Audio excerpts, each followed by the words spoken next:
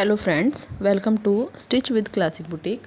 आज मैं आपको 46 बस्ट साइज़ के हिसाब से कुर्ती की कटिंग करना बताऊंगी, जिसकी मदद से आप इस नाप की कुर्ती बड़े ही आसानी से कट कर सकेंगे। अगर आपने अभी अभी सिलाई सीखना शुरू किया है तो भी आप इस तरीके से बहुत ही जल्दी सिलाई सीख जाएंगे और बड़ी ही आसानी से कुर्ती कटिंग कर सकेंगे। तो ये देखिए, ये मैंने कपड़ा ले लिया है जो हमारा नॉर्मल सूट का कपड़ा आता है। कईयों में 2.25 होता है, कई में 2.5 होता है, तो ये बस ये पूरा वही कपड़ा है।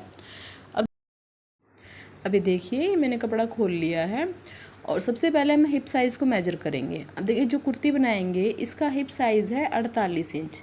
48 को 4 से डिवाइड किया तो हो गया 12 इंच। देखिए, तो मैंने 12 इंच नाप के उससे ऊपर 2 इंच मतलब 14 इंच कपड़ा फोल्ड कर लिया है।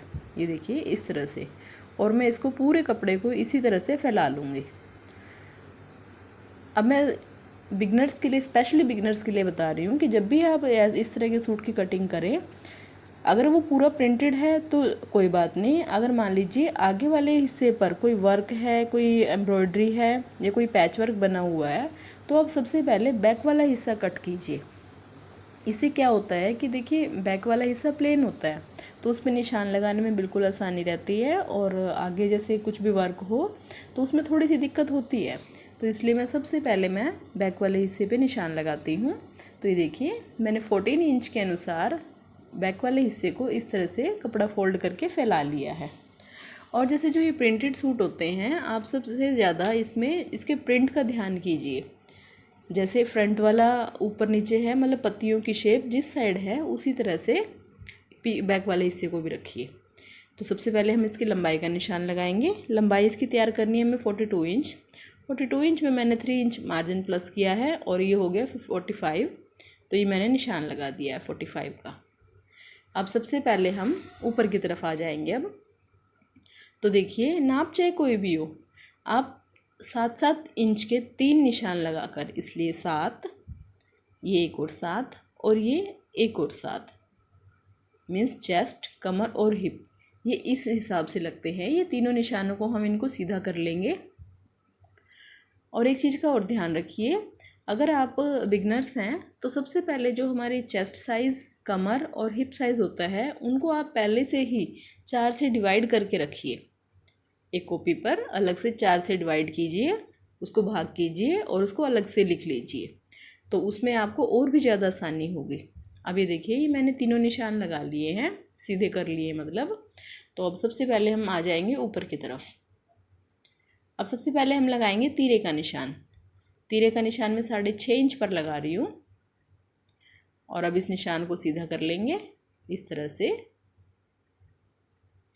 अब इसके बाद, जैसे कि मैंने आपको बताया, इसका बस्ट साइज़ है 46, तो मैं 11.5 पे निशान लगाऊंगी। ये देखिए 11.5।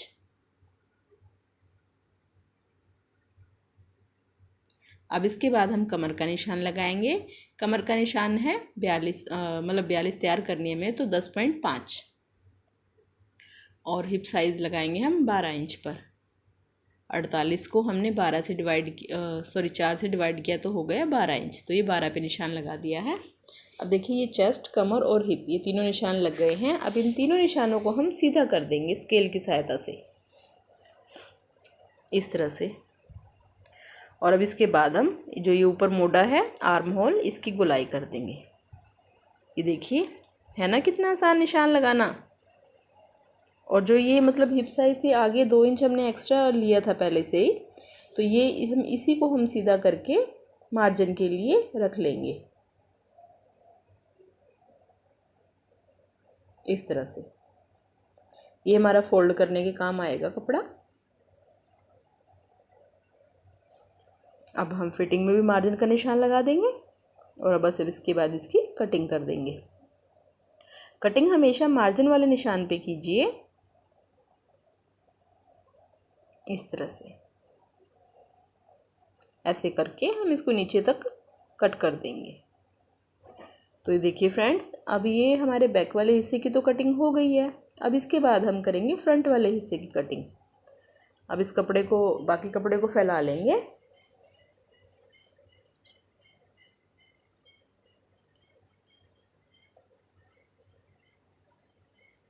अब ये देखिए इसके गले पर पैच वर्क है, तो जो ये एक्स्ट्रा कपड़ा इसके साथ लगा हुआ है इसको हम हटा देंगे। ऊपर पैच वर्क है और नीचे की तरफ पट्टी है, तो इस पैच वर्क को ही हम सेंटर से इस तरह से किनारे से किनारे मिलाकर बिल्कुल सेंटर बना लेंगे इसका। यहाँ पर हम मतलब सीधा भी फोल्ड कर सकते हैं कपड़े को, क्योंकि हमने निशान तो हमने बैक हिस्से पर लगाने हैं, तो फ्रंट वाले हिस्से पे तो हमें कोई निशान लगाना नहीं है, तो हम इसको सीधा भी फोल्ड कर सकते हैं। ये देखिए इस तरह से।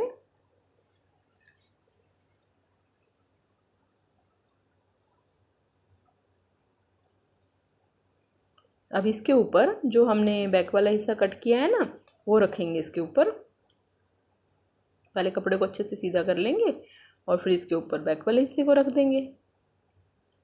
अब देखिए बैक वाले हिस्से को मैंने आधा इंच ऊपर बढ़ा के रखा है। ये स्पेशल टिप है बिगनर्स के लिए, क्योंकि देखिए बिगनर्स को ही सबसे ज़्यादा शिकायत होती है कि हमारा गला पीछे की तरफ जाता है। अगर आप इसको आधा इंच ऊपर बढ़ा के रखेंगे तो आपका गला कभी भी पीछे की तरफ नहीं जाएगा, बिल्कुल बढ़िया और अच्छे से एक ही जगह पर स्टिक रहेगा। तो ये अच्छे से कपड़े को सीधा कर लेंगे। आगे से किनारे बिल्कुल मिली होनी चाहिए, आगे पीछे नहीं होना चाहिए कपड़ा ये।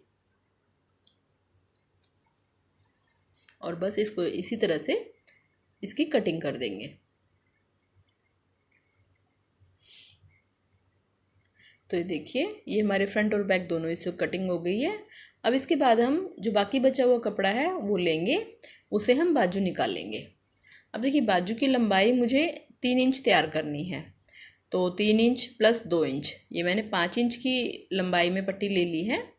इस तरह से जैसे इसका प्रिंट का डिज़ाइन है बिल्कुल ऐसे ही हम इसको भी रखेंगे। दोनों एक ही तरफ, दोनों बाजू का मतलब प्रिंट एक ही साइड होना चाहिए।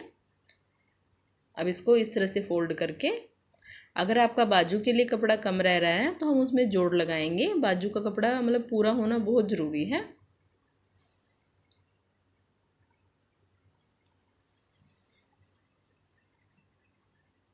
ये देखिए 5 इंच कपड़ा है। अब इसके बाद जितनी मतलब चेस्ट थी, जैसे चेस्ट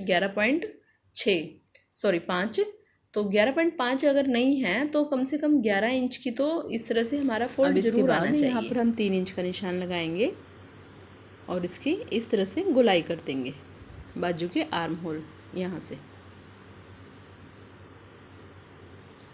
और आगे से जितनी हमारी मोरी है उसका साइज़ लेकर उसके बाद 1 या 1.5 इंच का मार्जिन लेते हुए इसको नीचे तक इस तरह से मिला देंगे।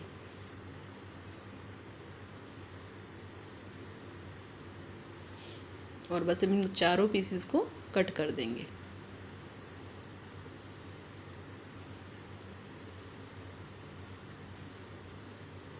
ये देखिए इस तरह से इसकी बाजू की भी कटिंग हो गई है। फ्रंट बैक और बाजू दोनों कट चुके हैं, और जितना हमें मार्जिन फोल्ड करना है उसके लिए मैंने छोटा सा कट लगा दिया है नीचे की तरफ। तो देखिए ये बड़ी ही आसानी से हमने कमीज की कटिंग कर दी है। आई होप कि आपको मेरा वीडियो अच्छा लगा होगा। अगर ये वीडियो आपके लिए थोड़ा सा भी हेल्पफुल है तो प्लीज़ मेरे चैनल को लाइक कीजिए, सब्सक्राइब कीजिए और शेयर कीजिए। तो मिलते हैं अगले वीडियो में। धन्यवाद।